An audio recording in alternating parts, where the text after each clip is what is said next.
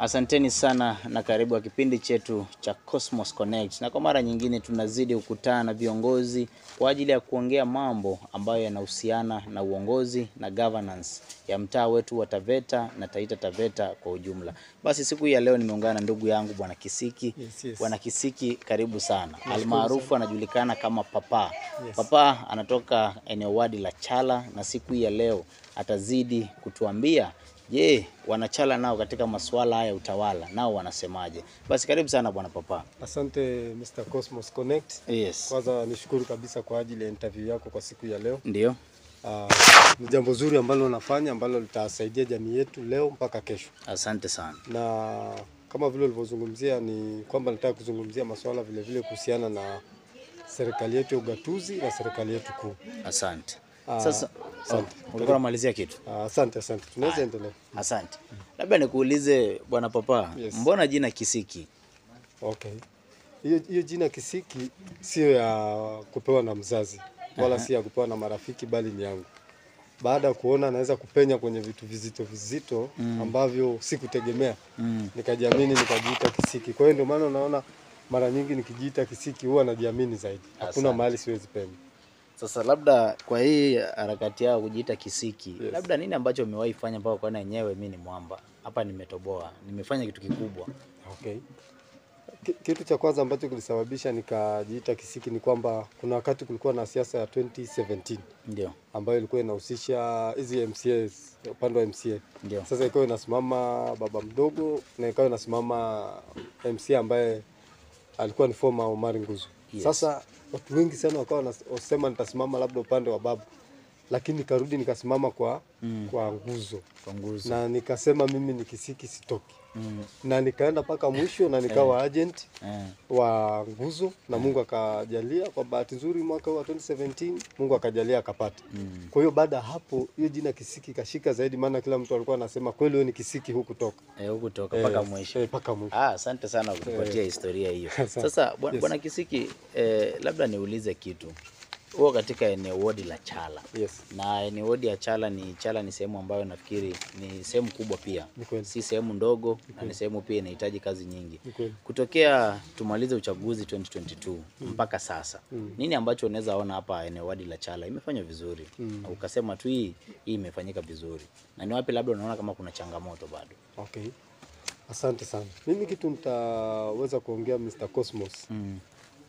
Chala wadi kwa ujumla toka tufanye siasa ya 2022 tukachagua viongozi wetu ambao nao pia Mungu alikubali wa viongozi. Ndio. Hakuna jambo naweza kusimama niseme najipigia kifua sababu ya hili kwa 50% mpaka sasa. Yes. Kwa sababu tukiangalia changamoto iliyofanya tutoe uongozi uliopita tuweke uongozi huu, ile shida imezidi. Tunakumbuka ule uongozi ambao tulikuwa tunaita mbaya. Sasa tunaona ni afadhali kwa sababu tulikuwa na shida ya miundombinu ya barabara. Hiyo ndio ilikuwa shida kubwa. Kwa sababu unajua barabara ndio ina connect vitu vingi katika ile eneo letu kubwa la Chala Ward. Kwa sababu wewe mwenyewe unafikiri unafahamu kidogo kwamba Chala Ward ndio ward kubwa kuliko ward zote ndani ya Taveta hii. Ndio.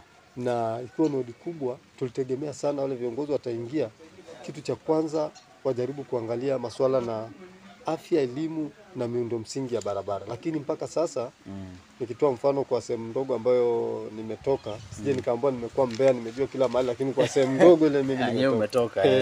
Ile sehemu ndogo nimetoka, nikisema sehemu ndogo namaanisha from Chala Center mpaka Maandakini. Mpaka Maandakini. Mradi ambao unaweza kuzungumzia umefanywa na serikali ya ugatuzi.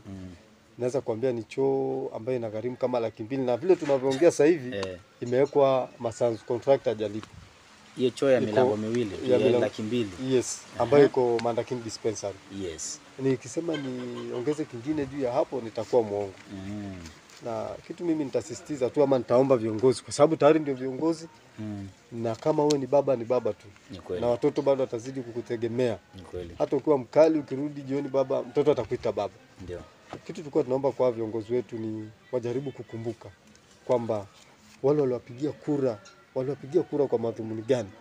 Waliwapigia kura ili wapatie barabara nzuri, walipigia kura ili wapatie elimu nzuri, waliwapigia kura ili nikienda pale kwa afya nisitatizike. Lakini sasa hii Mr. Cosmos nikikueleza haya masuala yote nimezungumza bado yako na shida. na baba mzuri ni ule akishindwa anakujaga jioni anaambia mtoto wangu hii hivi imekaa hivi, lakini tuvumilie mpaka siku fulani, lakini hakuna majibu tunapata kwa hawa ambao tunaita viongozi ambao ndio kama wazazi wetu sasa wameendelea. Kwa hiyo kitu mimi nitawasihi wajaribu kukumbuka. Asante. Kuna barabara ambayo niliiona pale Chala cha Maembe inakuja kutokea mpaka Chumvini. Hii barabara ni county government ama ni national government? Asante. Na unaizungumziaje? Kitu cha kwanza mimi nashukuru sana tena sana kwa sababu mimi ni mmoja wa beneficiary kwa hiyo barabara na watu wetu wote. Mimi niko kama 100 meters kwa hiyo barabara. Okay. Hiyo barabara si ya county government. Hiyo barabara, chanzo cha hiyo barabara, kuna kipindi mbunge alikujaga kwa msiba maeneo ya Majengo. Ikawa hii barabara imeshindwa kupitiza hizo gari ya mwili from Taveta to kuingia Majengo. Ikabidi kazungukia Maandakini. Watu wakaja kumwambia, sasa siku hiyo Mheshimiwa Bwire alipokuja kwa msiba, watu wakamwambia tumepata changamoto kubwa sana barabara. Bwire akamwambia sasa unajua barabara ni ya county government, sina nguvu na yenyewe. Lakini venye mmenieleza nimeisikia. Nitaenda kuitoa barabara kwa county government niweke kera. Ndio. Na nikishaiweka kera hapo nitakuwa na nguvu na hii barabara. Na ukweli alienda akaiweka kera na mpaka sasa unavyoona barabara sasa iko vizuri. Tunashukuru kabisa. Kitu tutaomba tu kwa sababu tayari imekwisha kuaruzwa na huku kwetu ni ule mchanga wa kushika. Gari mvua ikinyesha tena hauwezi access barabara tena kupeleka hata mgonjwa ama nini. Kitu tulikuwa tunaomba ni atukumbukie Maram. Yeko Maram. Iko na mchanga sana.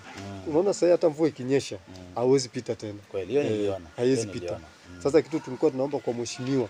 Tulikuwa tunaomba kwa sababu tumemwona tukimuomba na tupea. Tunaomba tusaidie Maram hiyo barabara from Chamaembe to Chala Center. Asante. Katika hiyo hali ya barabara, labda niulize, kuna hii barabara ambayo kwa kweli watu wa Chala wameitamani sana. Na si watu wa Chala peke yake, hata watu kila mahali Taveta. Mpaka mimi binafsi nikasema sitanyoa mpaka barabara ya Njukini iwekwe lami. Nisikia niliona hiyo. Na si unaona nywele yangu bado iko. Bado iko Japokuwa nimeambiwa kwamba imeanza, lakini mpaka nione lami ndio nitakaponyoa nywele hii yangu. Unazungumziaje kuhusu ile barabara? Asante. Kwanza kitu cha kwanza hiyo barabara naweza kusema kwamba si ya Taveta wala si ya Kajiado. Hiyo barabara ni international. Kwa sababu siku ya leo barabara ikiwekwa Maram utaona gari za Tanzania basi zikitoka Tanzania zikija zikipita kule zikipeleka bidhaa, utalii utaongezeka. Kwa hiyo mimi kitu naweza zungumzia kuhusiana na hii barabara ni kwamba tuwe na subira. Kitu cha kwanza. Tukishakuwa na subira kila kitu unaona kitakuwa kizuri. Alafu kitu nitaongezea hapo juu. Unajua kuna utaratibu wa kutengeneza barabara ya Maram na kuna utaratibu wa kutengeneza barabara ya lami. Sasa sisi kutokana na uzoefu wetu mara nyingi tumezoea barabara za Maram. Tulikuwa tunajua zikishafanywa advert leo tukiambiwa contractor ameingia site kazi imeanza. Mwezi ujao sisi tunajua tunakanyaga Maram. Lakini tumekuja kuona ni vice versa na hii sasa hivi. Sasa hivi Maram ina utaratibu mwingi sana. Madam ngoja tu. Maram ina utaratibu mwingi sana. Lami. Kuna utaratibu mwingi sana. Kwa sababu iko na steps mingi. Labda wanataka kujua bridge iko wapi, lazima wachukue wataalamu wa bridge waje wapime. Lazima wanataka kujua mchanga mlaini uko wapi, kuna wataalamu wa mchanga waje wapime. Sasa hiyo wakati wa hizo process zinapimwa barabara, uvumilivu wa watu unaonekana unazidi kushuka. Na vile vile ninaweza zungumzia kwa sababu labda wanajaribu kuangalia serikali ambayo iliyopo venye inasema na venye inafanya, wanaona kama ifanye. Lakini kitu ambacho nitakwambia Mr. Cosmos ni kwamba barabara lami inafanyika na itafanyika. Na wewe nafikiri pia umepita barabara ya Makloriti ukija. Ndio. Umeona kuna machines ziko pale. Ukienda Chuvini utakuta kuna machines ziko pale. Mimi nilikuwa ile rais hii. Kuna machine ziko pale. Sasa nilikuwa natoka ile rai nikija hivi kumepitizwa machine nyingine zimebebwa zinapelekwa site. Kwa hiyo kitu mimi nitaomba watu tupunguzeni siasa. Kwa sababu najua Taveta imetaka kuwa kama kitovu cha siasa. Na unajua sehemu ambayo ikishakuwa kitovu cha siasa hatari sana. Inakuwaga ni hatari sana. Ndio maana wale wazee walitutangulia walituambia ujanja mwingi unaondoa maarifa. Ukishakuwa mjanja sana jua utachemka tu. Sawa. Sasa asante. Hii barabara hii barabara ya Njukini, Chala, hiyo paka Elerai. Tumemwona sana mheshimiwa mbunge akijitahidi sana kuhakikisha anafuatilia ile barabara sana.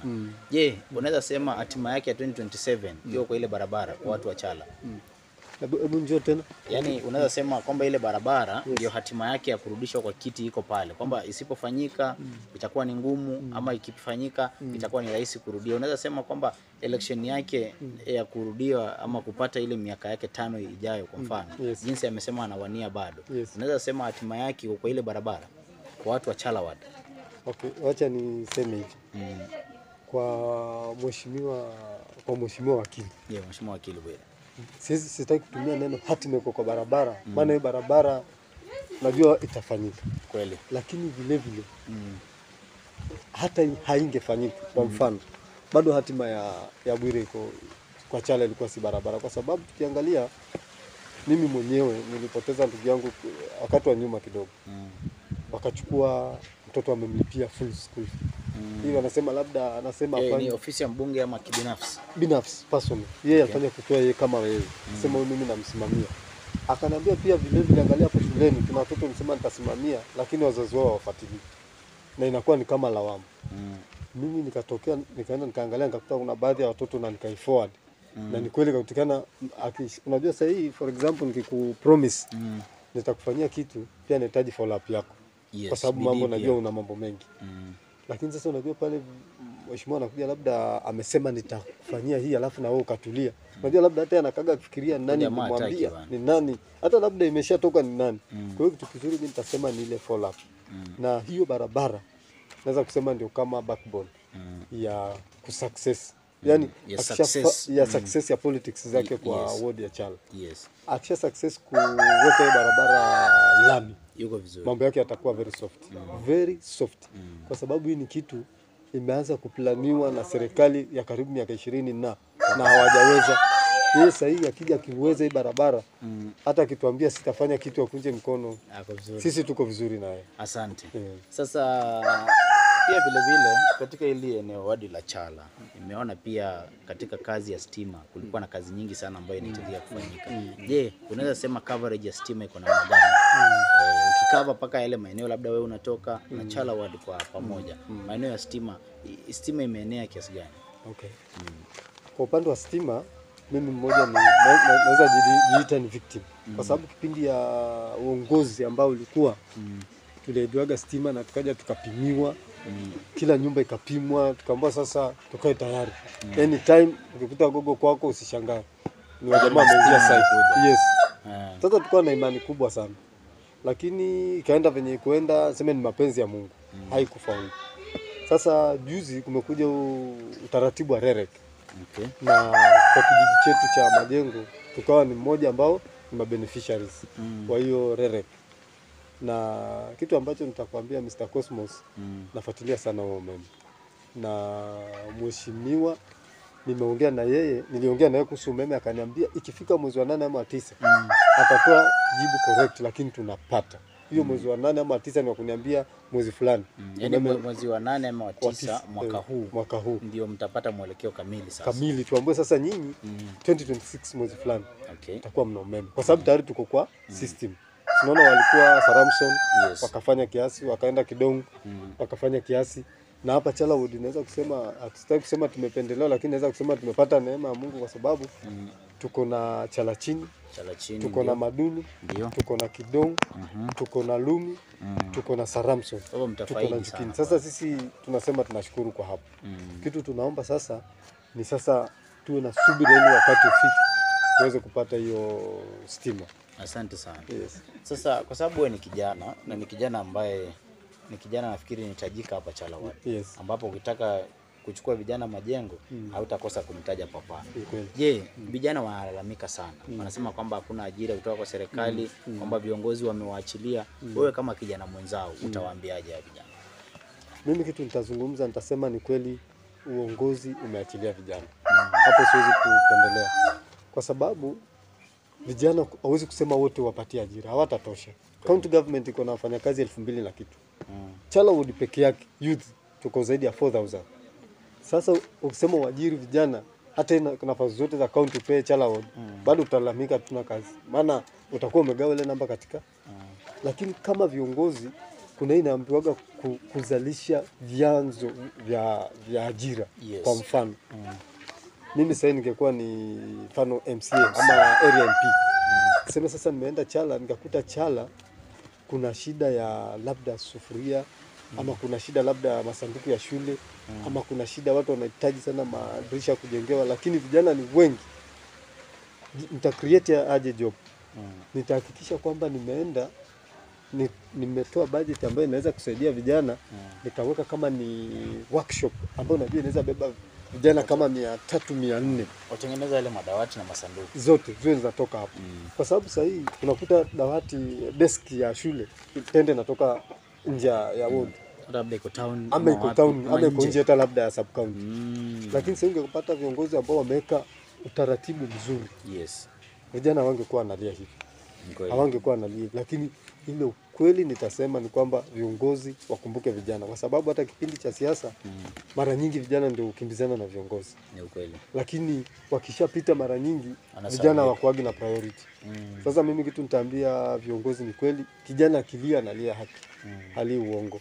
Ni wao wajua wata create vipi nafasi. Hawezi chukua wote, lakini baadhi wale wanawezekana. Yale wanawezekana. At least hata ukija ukisema nilijaribu kadhaa. Hii sub county yetu. Yes. Chala sasa na Chala peke yake. Hii sub county yetu ya Taveta kuna hili swala la afya. Swala la afya limekuwa ni kiungo muhimu sana, kwa sababu kila mtu ndio afanye kazi lazima awe na afya njema.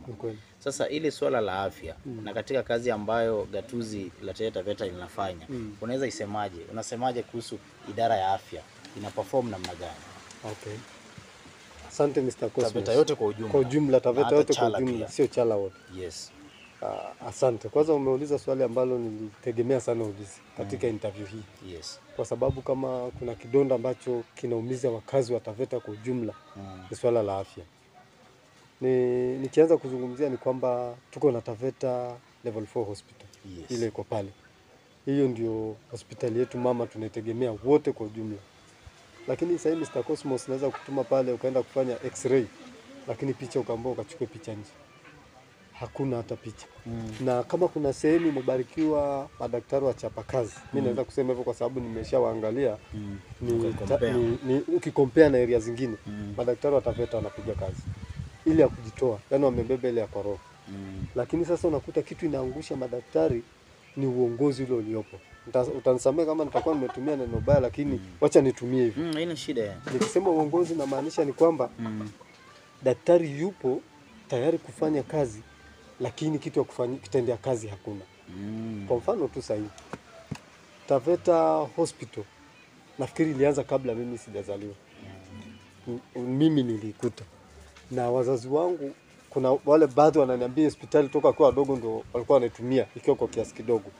Lakini nikuhakikishie Taveta Hospital imekuwa level 4, huu ni mwaka wa mwaka sijui ngapi bado iko level 4.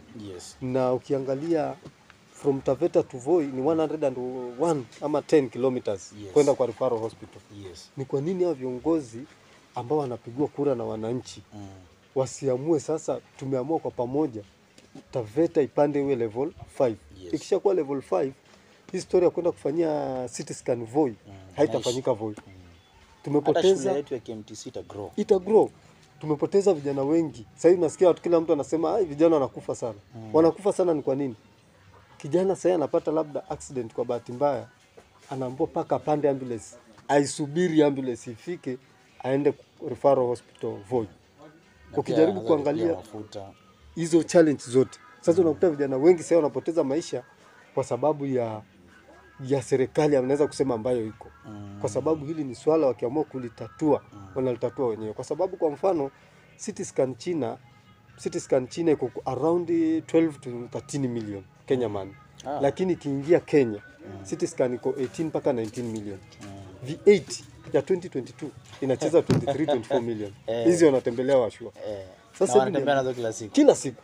Sasa unaweza kuona kiongozi anatembea na V8 mbili, CT scan mbili zinamfuata na pale kuna mtu amekufa amekosa CT scan.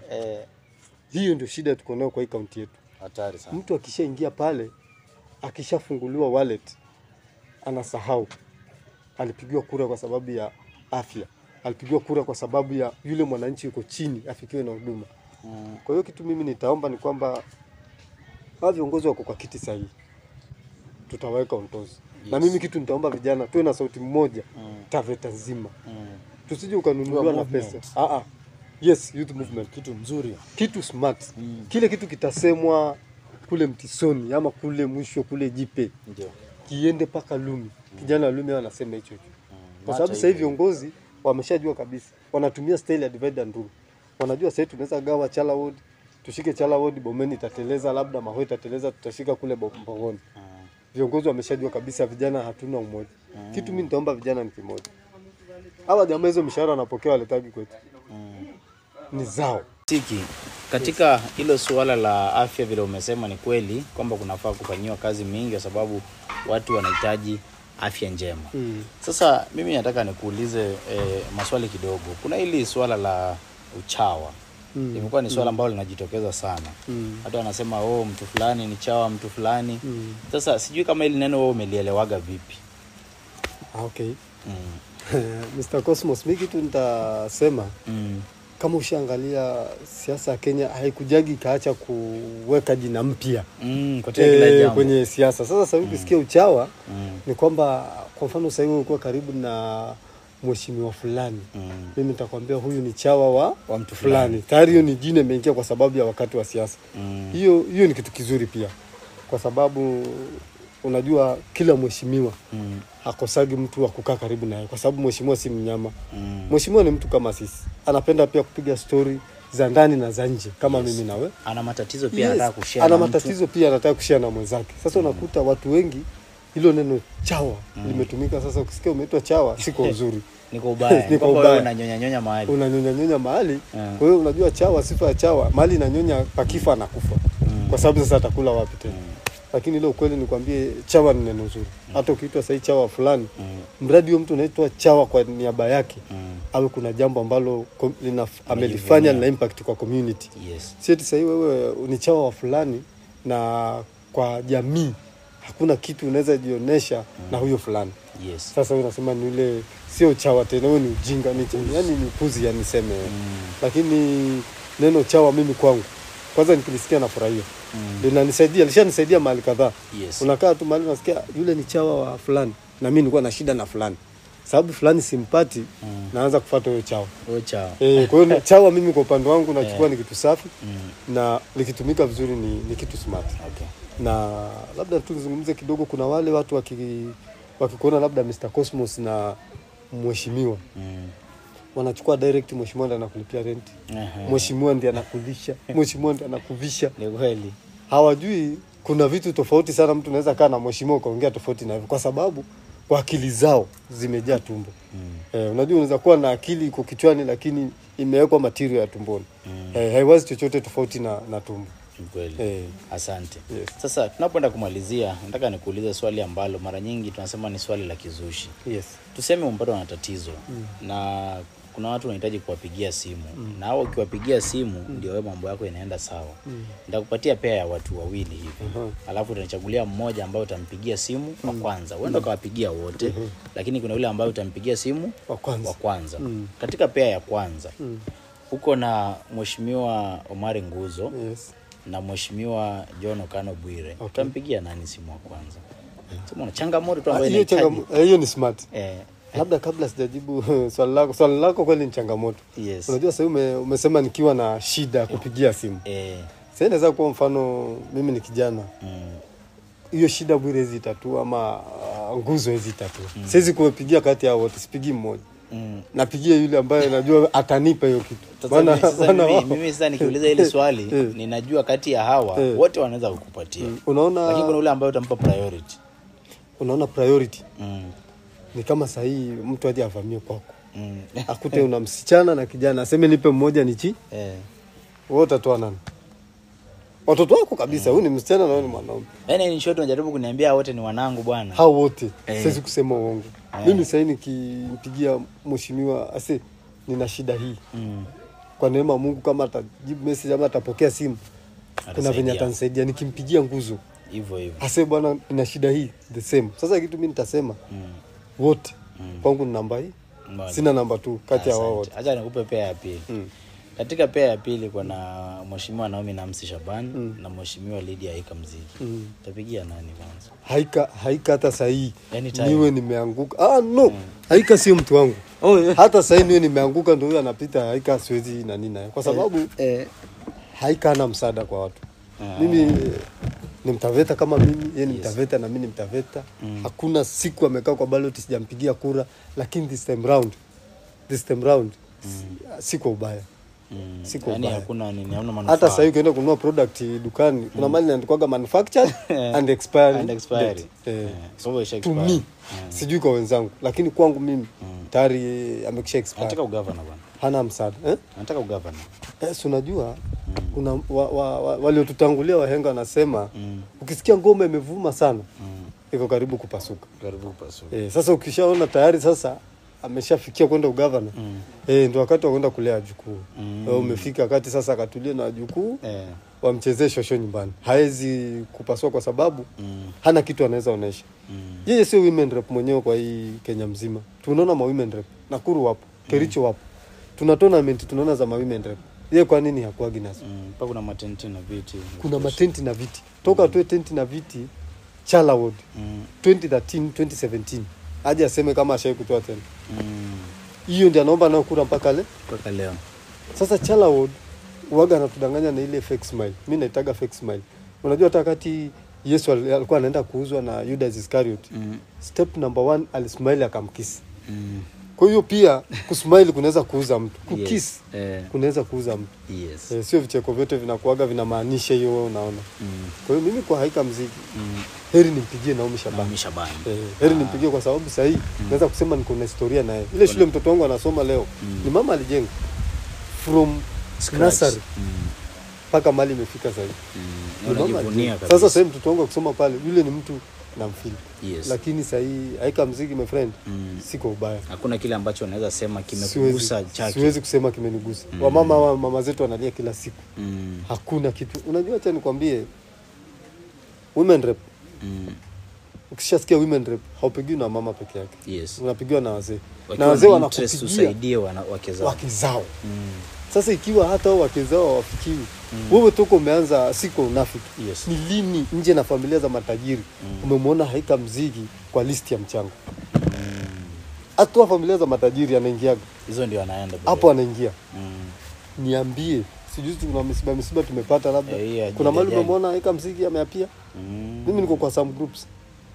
Iko. Uliona message yake ya condolences amesema ataveta poleni sababu ya hii? Ni kwa nini hajabeba watu kwa roho? Hiyo ndio fact. Mcheko hajabeba watu kwa roho. Na mimi kile kitu nitasema apeane kijiti. Asisubiri story na aibu nini. Kama huyu kubali Aisha.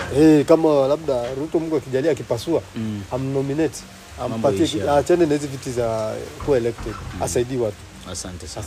Asante sana. Basi mtazamaji, tumekuwa na bwana Kisiki tukiongea mambo ya siasa hapa na pale, na Kisiki nimeshukuru sana kwa muda wako. Na Mungu akubariki sana. Na uendelee na kazi nzuri ambayo unaendelea nayo. Labda tu tunapoenda kumalizia, utaambia nini watazamaji na uwapatie kwa heri kwa niaba yao? Asante sana watazamaji wa Cosmos Connect. Kwanza nikushukuru kwa ajili ya kuangalia kipindi hiki cha kijana wetu shupavu Ataveta ambaye ameamua kusaidia wakazi wa Taveta kwa ujumla. Na kitu nitasisitiza tu ama nitaaga kwa chenyewe nitasema ni kwamba tunafikia wakati wa uchaguzi. Mungu akitupatia neema ya kufika huko, tusije tukapewa vitu tukafanya tukasahau zile shida ambazo tulikuwa tunapitia. Na kingine nitasisitiza ambacho kiko pia kwa polling station yangu ni kwamba watu wengi wa area ile nakaa polling station mfano ile yangu ya Majengo wanapigia kura nje ya Majengo. Sasa nilikuwa naomba warudishe kura kwa polling station ya karibu ili wakati tunaenda kuomba maendeleo nje kwa wanasiasa wanaona kuna numbers. Lakini sasa hivi ukiangalia Majengo tuko 200 lakini ile ukweli tuko over 600. Kwa sababu wengi toka kituo mpya Majengo Nasari ifunguliwe hawajarudisha votes zao. Kwa hiyo wale wote ambao wana hizi challenge na wasihi kabisa warudishe votes nyumbani ili wakati wanaomba maendeleo kwa viongozi wawe na numbers za kulalamika. Kwa hayo machache asanteni na Mungu awabariki. Tutaonana wakati mwingine. Asante. Kwaheri.